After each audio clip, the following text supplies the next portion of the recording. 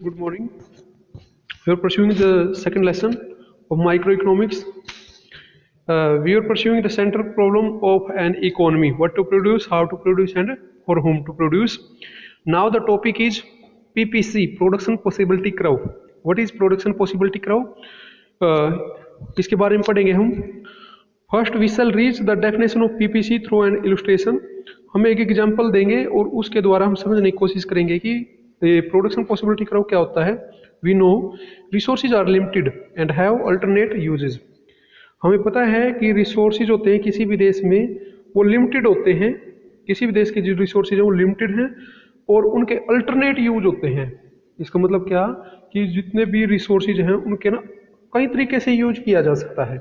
Let's assume that the given resources along with given technology are used in the production of apples and wheats.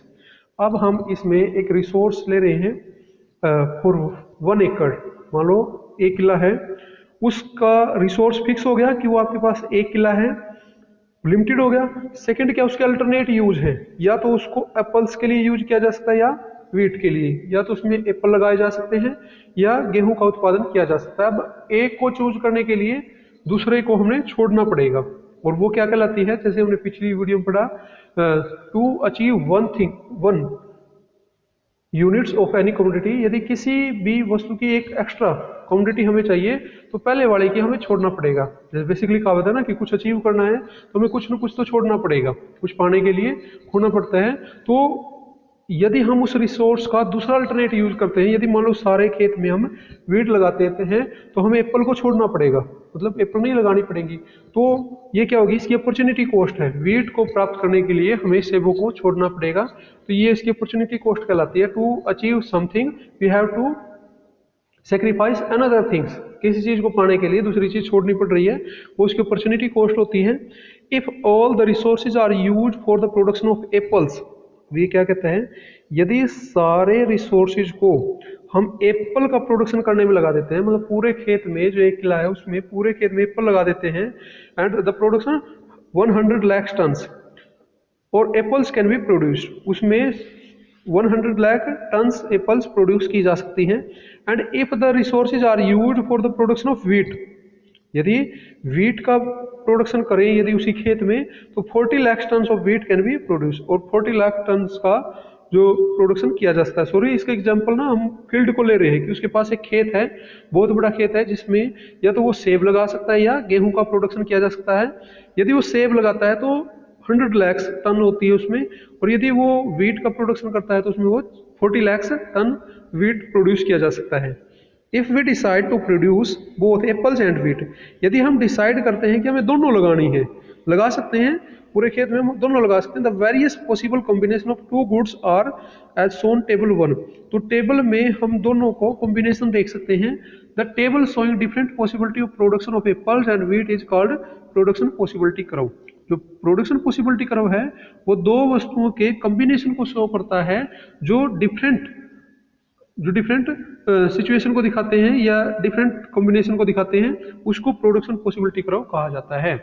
Production possibility क्या होता है, it is the combination of two goods, it is the combination of two goods, for example apple and wheat. It is the combination of two goods which can be produced by using a single resource. जो आपके पास resource है, जो field है, जो खेत है, उसका use करके हम डिफरेंट कॉम्बिनेशन को उगा सकते हैं, प्रोड्यूस कर सकते हैं, वो प्रोडक्शन पॉसिबिलिटी कर्व होता है.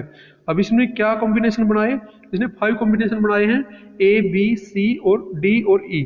ए कॉम्बिनेशन क्या कहता है, ए कॉम्बिनेशन में कहता है या तो पूरे खेत में वो 100 लाख एप्पल्स को प्रोडक्शन कर सकता है, लेकिन व्हीट का कितना रहेगा, 0. अब क्या करता है वो दोनों कॉम्बिनेशन लेता है अपने खेत में, वो दोनों कॉम्बिनेशन को उगाता है. तो यदि वो गेहूं लगाना चाहता है, गेहूं को प्रोडक्शन करना चाहता है, तो एप्पल का कम करना पड़ेगा.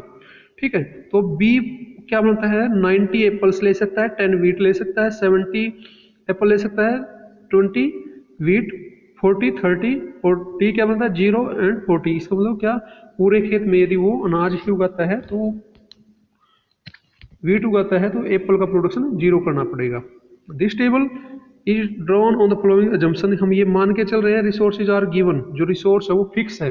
इसका मतलब रिसोर्स हम बढ़ा नहीं सकते, ये अजम्पशन लेके चल रहे हैं, कुछ मान्यताएं हैं. फर्स्ट रिसोर्सेज आर गिवन, जो रिसोर्स है वो दिए हुए हैं, वो फिक्स हैं। Given resources are fully and efficient utilized, जो रिसोर्स हैं वो फुल्ली यूटिलाइज्ड है, इसका मतलब जो पूरे खेत में फुल्ली यूटिलाइज हो रहा है, उनका जितना प्रोडक्शन हो सकता है पूरे खेत में उतना पूरी तरीके से एफिशिएंट है वो। और थर्ड है टेक्नोलॉजी रिमेन्स कांस्टेंट, और इसका मतलब ये है कि टेक्नोलॉजी को हम कांस्टेंट मान के चल रहे हैं, हम ये मान के चल रहे हैं कि टेक्नोलॉजी की वजह से कोई चेंज नहीं आता।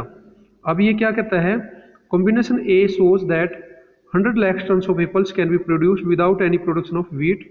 अब ये क्या कहता है कि जो 100 लैक्स है एप्पल्स का प्रोडक्शन किया जा सकता है without any production of wheat, लेकिन व्हीट को हमें जीरो रखना पड़ेगा यदि पूरे खेत में हम एप्पल लगाते हैं। Likewise the combination E shows that 40 lakhs of ton wheat can be produced without any production of apples। जो ऑप्शन है या अल्टरनेट है, जो कॉम्बिनेशन है ई, वो क्या दिखाता है कि 40 lakhs टन का प्रोडक्शन किया जा सकता है, जबकि हमें फिर एप्पल का क्या रखना पड़ेगा, जीरो प्रोडक्शन रखना पड़ेगा। Combination B shows that 90 lakh ton of apples and 10 lakh ton of wheat can be produced with the given resource and technology. अब कॉम्बिनेशन बी भी हो सकता है, बी में क्या है कि 90 लाख टन एप्पल होंगे और 10 लाख टन व्हीट होंगे। फिर आगे इसी प्रकार सी ऑप्शन है जिसमें 70 टन एप्पल्स हैं और 20 लाख टन व्हीट हैं। फिर ऑप्शन डी आता है, डी में क्या है 40 lakh ton of apple and 30 lakh ton of wheat can be produced with the given resource and technology। Representing these various production possibility on a graph, we get production possibility curve as in figure 1। अब ये combination बनाया इसने 5, तो इन पांचों combination में से एक farmer को डिसाइड करना है कि वो कौन सा कॉम्बिनेशन अचीव करता है या कौन सा कॉम्बिनेशन ले सकता है, लेकिन ये दोनों पांचों कॉम्बिनेशन बनते हैं। अब प्रोडक्शन पॉसिबिलिटी कर्व की जो डेफिनेशन है वो क्या बनेगी, इस प्रकार हम क्या डेफिनेशन बना सकते हैं इसकी, क्या डेफिनेशन बनी इसकी, ये डेफिनेशन बनी, it is the combination of two goods which can be produce by using a single resource. भाई एक रिसोर्स का यूज करके हम कितने कॉम्बिनेशन ले सकते हैं। जैसे इसने बताया कि रिसोर्स क्या सिंगल रिसोर्स है, एक खेत है उसके पास, तो वो 5 कॉम्बिनेशन ले सकता है, combination A B C D and E, ये पांचों कॉम्बिनेशन को ले सकता है। और इस प्रकार हम डायग्राम में दिखा सकते हैं कि वो पांचों कॉम्बिनेशन को किस तरीके से ले सकता है। जैसे कॉम्बिनेशन ए है, इसमें क्या कर रही है, कॉम्बिनेशन ए में 100 क्या ले रहा है वो एप्पल, 100 एप्पल यूज कर सकता है। दूसरा कॉम्बिनेशन क्या ले रहा है वो बी कॉम्बिनेशन में क्या है, जो ये है, ये जो 10 टन एप्पल्स हैं उसने व्हीट को प्राप्त करने के लिए छोड़नी पड़ेगी, इसका मतलब 10 व्हीट का प्रोडक्शन कर सकता है 90 एप्पल्स का। फिर ऑप्शन आता है सी ऑप्शन पे क्या होता है कि वो कॉम्बिनेशन लेता है 70 तो हो गए एप्पल्स और 30 हो गए उसके व्हीट। फिर ऑप्शन डी आता है 40-30 का कॉम्बिनेशन बनता है। और ऑप्शन डी आता है ऑप्शन ई पे क्या होता है 40 जो मतलब क्या टोटल वो व्हीट उगाता है और जीरो क्या कर लेता है एप्पल्स, इसका मतलब 40 लाख टन व्हीट का प्रोडक्शन करने के लिए उसको 100 लाख यूनिट का सेक्रीफाइस करना पड़े एप्पल्स का, ठीक है। तो ये पांचों कॉम्बिनेशन एक ले सकता है, इसको पीपीसी कहा जाता है, इसको बोला जाता है प्रोडक्शन पॉसिबिलिटी कर्व। जो ये कर्व है ना, ये बोला जाता है पीपीसी, इसको बोलते हैं प्रोडक्शन पॉसिबिलिटी कर्व, जिसमें ये पांचों पॉइंट दिखाए गए हैं, ये डिफरेंट कॉम्बिनेशन को शो कर रहे हैं। A combination, B C D और ई, ये पांचों पॉइंट है जो पांचों कॉम्बिनेशन को शो करते हैं कि एक किसान अपने एक सिंगल रिसोर्स का यूज करके पांचों कॉम्बिनेशन को उगा सकता है, ठीक है। अब इसमें ना 2 पॉइंट दिखाए गए इस डायग्राम में, कौन से, अटेनेबल और नॉन अटेनेबल। अब अटेनेबल का क्या मतलब है, जो ये डायग्राम दिखा रहा है, जो पॉइंट ए है, ए से लेके ई तक जो पॉइंट है ये क्या शो कर रहा है, ये शो कर रहा है कि इसके जो अंदर जो भी पॉइंट हैं, जैसे ए है बी सी डी ई, ये जो इसके अंदर भी जो पॉइंट है वो सारा क्या है अटेनेबल है, वो अचीव कर सकता है किसान। जो बाहर जो पॉइंट है, जैसे मान लो फॉर एग्जांपल इसने एफ पॉइंट दिया है, तो जो एफ पॉइंट है ये एफ पॉइंट क्या शो कर रहा है कि इसको अचीव नहीं किया जा सकता। क्यों नहीं किया जा सकता, with the given condition that resource are fixed and limited. उसके पास एक रिसोर्स है वो फुल्ली यूटिलाइज हो चुका है, एक खेत में से इतना ही प्रोडक्शन आ सकता है। एफ पॉइंट क्या है, नॉन अटेनेबल, उस पॉइंट को हम अचीव नहीं कर सकते, ठीक है।